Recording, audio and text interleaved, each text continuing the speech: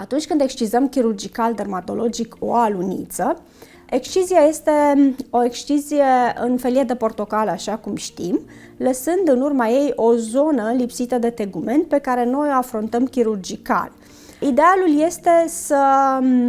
rămână o linie. Oricum ar fi, în procesul nostru de vindecare, noi vindecăm cu o urmă reziduală, pentru că, din păcate, în cadrul acestui proces evolutiv, ne-am pierdut capacitatea pe care o aveam în viața intrauterină de a vindeca fără urmă reziduală. Deci orice linie importantă care implică dermul, cel de-al doilea strat al pielii, invariabil va lăsa o urmă reziduală. Există situații, adesea individuale, în care această linie reziduală să fie una hipertrofică, adică relief, roșie, și să vindecăm cu o cicatrice defectuoasă, hipertrofică sau cheloidiană, ce poate fi tratată ulterior prin injectarea unor substanțe antiinflamatoare local.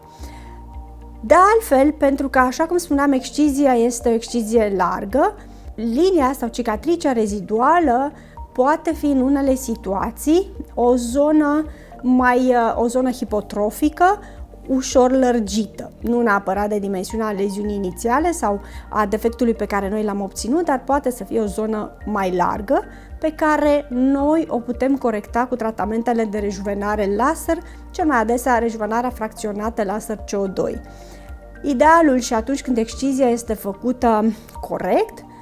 lasă în urma ei o linie fină, abia perceptibilă, pe care putem să o tolerăm, sub mențiunea acestor cicatrici defectuoase sau cicatrici atrofice pe care le putem corecta, așa cum spuneam, fie cu tratamente injectabile sau cu tratamente laser.